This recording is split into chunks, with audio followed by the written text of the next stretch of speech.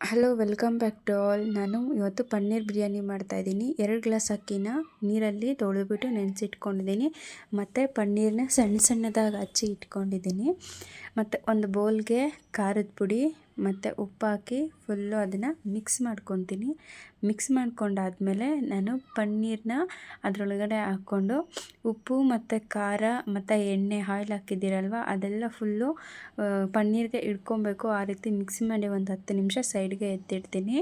ಅದಾದಮೇಲೆ ನಾನು ಪನ್ನೀರ್ ಬಿರಿಯಾನಿ ಮಾಡೋದಕ್ಕೆ ರೆಡಿ ಮಾಡ್ಕೊತೀನಿ. 1 ಟೇಬಲ್ ಸ್ಪೂನ್ ಸೋಂಪು, 2 ಏಲಕ್ಕಿ, 1-2 ಕಾಳು ಮೆಣಸು, ಚಕ್ಕೆ ಮತ್ತು 1 ಮರಾಠಿ ಮೊಗ್ಗು ಹಾಕ್ಕೊತೀನಿ. ಆಮೇಲೆ ಕೊತ್ತಂಬರಿ ಸೊಪ್ಪು, ಮೆಣಸಿನ್ಕಾಯಿ, ಬೆಳ್ಳುಳ್ಳಿ, ಶುಂಠಿ, 1-2 ಈರುಳ್ಳಿ, 1 ಟೊಮೆಟೊ ಹಾಕ್ಕೊತೀನಿ. ಮತ್ತು ಮೆಣಸಿನ್ಕಾಯಿ ಮತ್ತು ಕೊತ್ತಂಬರಿ ಸೊಪ್ಪು, ಬೆಳ್ಳುಳ್ಳಿ, ಶುಂಠಿನ ಒಂದು ಮಿಕ್ಸಿ ಜಾರಲ್ಲಿ ರುಬ್ಕೊತೀನಿ. ಆನಂತರ ಕುಕ್ಕರ್ಗೆ 2 ಟೇಬಲ್ ಸ್ಪೂನ್ ಎಣ್ಣೆ ಹಾಕ್ಕೊತೀನಿ. ಆಮೇಲೆ ಪಲಾವ್ ಸಾಮಾನೆಲ್ಲ ಹಾಕ್ಕೊಂಡು ಈರುಳ್ಳಿ ಹಾಕ್ಕೊಂಡು ಸ್ವಲ್ಪ ರೋಸ್ಟ್ ಮಾಡ್ಕೊತೀನಿ. ಚೆನ್ನಾಗಿ ರೋಸ್ಟ್ ಆದಮೇಲೆ ಮೊದಲೇ ನಾನು ನೈಟೇ ಕಾಬೂಲ್ ಕಡಲೆನೂ ಮತ್ತು ಬಟಾಣಿ ನೆನೆಸಿಟ್ಟಿದ್ದೆ, ಅದನ್ನು ಹಾಕ್ಕೊತೀನಿ.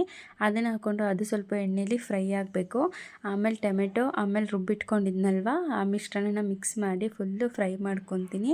ಇದು ಚೆನ್ನಾಗಿ ಫ್ರೈ ಆಗಬೇಕು, ಎಣ್ಣೆ ಎಲ್ಲ ಬಿಟ್ಕೊಬೇಕು. ನೋಡ್ತಾ ಇದ್ದೀರಲ್ವ ಎಷ್ಟು ಚೆನ್ನಾಗಿ ಕಾಣಿಸಿದೆ ಅಂತ. ಈ ರೀತಿ ಎಣ್ಣೆ ಬಿಟ್ಕೊಬೇಕು.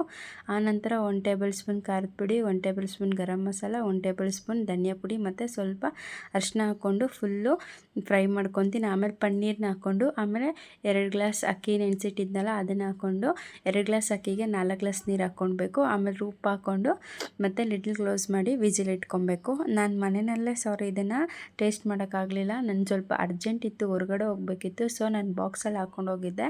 ತುಂಬಾ ಟೇಸ್ಟಿಯಾಗಿತ್ತು, ತುಂಬ ರುಚಿಯಾಗಿತ್ತು.